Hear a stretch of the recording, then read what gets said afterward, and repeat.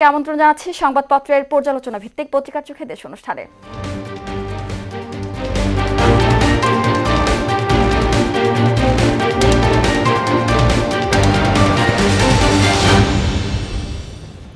দর্শক, অনুষ্ঠানে আজকের অতিথি মোহনা টেলিভিশনের বার্তা সম্পাদক সুমন মুস্তাফিজ।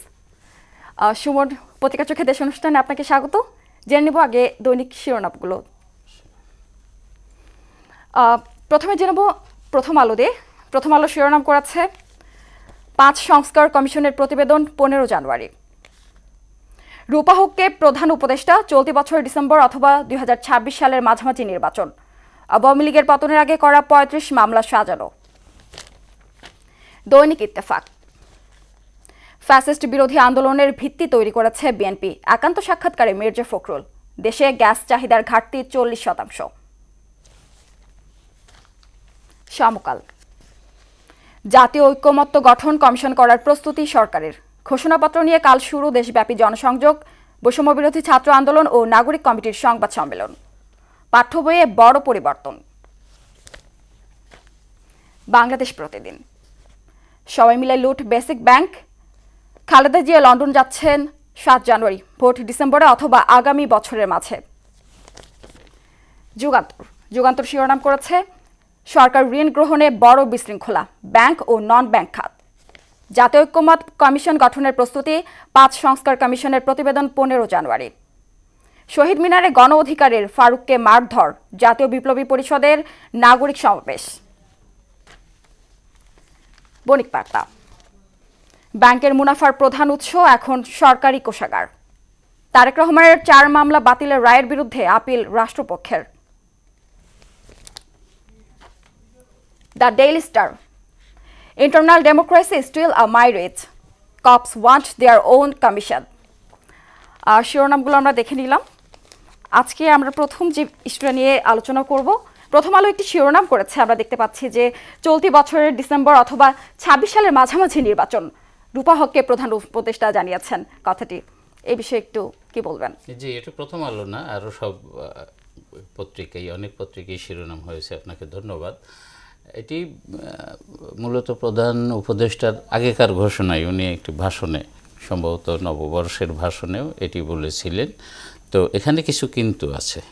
হ্যাঁ, উনি বলছেন ২টা তারিখ, যে এই বছরের শেষ দিকে ডিসেম্বরে কিংবা আগামী বছরের মাঝামাঝি, আমরা ধরে নিতে পারি যে মে জুন মাসে নির্বাচনের ঘোষণা।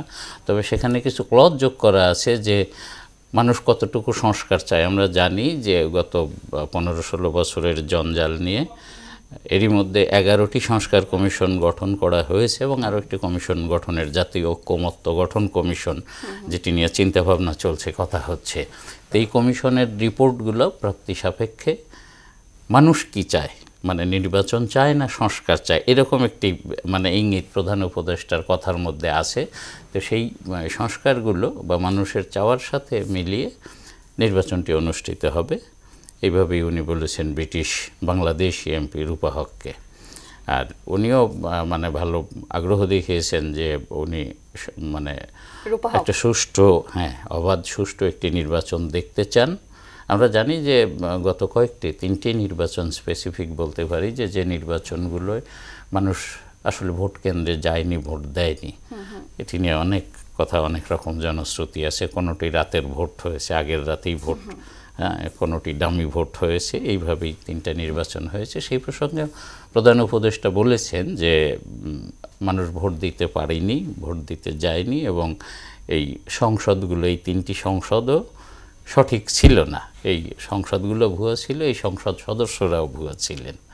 তো সেই বিবেচনায় উনি আশা ব্যক্ত করেছেন যে এবার একটি অবাধ, সুষ্ঠু, গ্রহণযোগ্য এবং যথাযথ ভোটারদের ভোটে নির্বাচন অনুষ্ঠিত হবে, এবং সেটি রূপাহকও আশা করেছেন, চেয়েছেন, এবং উনি নির্বাচন পর্যবেক্ষণে আসার ইচ্ছাও ব্যক্ত করেছেন। এটি একটি ভালো ইঙ্গিত আমাদের জন্য, আমরা ধরে নিতে পারি যে বাংলাদেশের জন্য, বাংলাদেশি মানুষ হিসেবে ওনার যে ফিলিংসের কথাটি বলেছেন, এটাকে আমরা পজিটিভলি দেখতে পারি। জি, তাহলে আমরা কি হচ্ছে পরবর্তী যে নির্বাচন, এটাকে সুষ্ঠু এবং অবশ্যই আমরা আশা করি যে এত রক্তের বিনিময়ে যে অর্জন, তারই ফল আগামী নির্বাচন।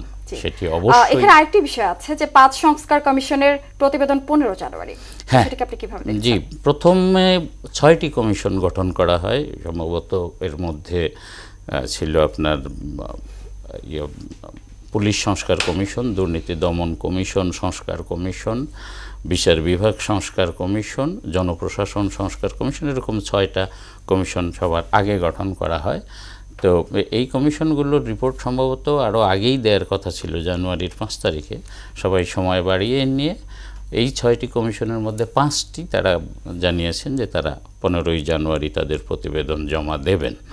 আর একটি সম্ভবত বিচার বিভাগ সংস্কার কমিশন, তারা সময় চেয়েছেন আরও, হয়তো তারা সম্ভবত 31 জানুয়ারি পর্যন্ত সময় চেয়েছেন, 31 জানুয়ারি তার প্রতিবেদন জমা দেবেন।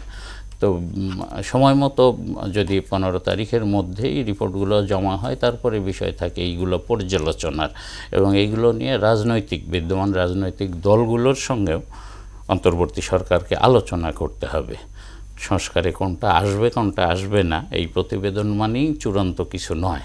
এর ভিত্তিতে রাজনৈতিক দলগুলোর সঙ্গে আলোচনা করবে সরকার, তারপরে একটা চূড়ান্ত পর্যায়ে যাবে যে কোথায় সংস্কার করা হবে, কোন কোন খাত বাদ থাকবে, কোন ইস্যুগুলো আসবে, কোন ইস্যুগুলো বাদ পড়বে, এইরকম বিষয় আর কি।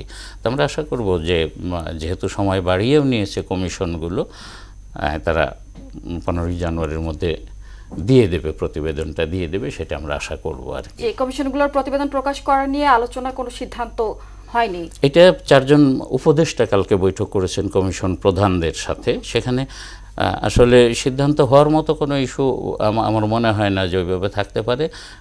বিশেষত অগ্রগতি, আপনার গঠিত কমিশনগুলোর অগ্রগতি, তাদের কার্যক্রম, এই বিষয়গুলো নিয়েই আলোচনা হয়েছে। এবং একটি বিষয় তো উঠে আসছে যে 15ই জানুয়ারি তারা প্রতিবেদন জমা দেবেন, এটিও একটি। সময় দেওয়ার জন্য আপনাকে অনেক ধন্যবাদ।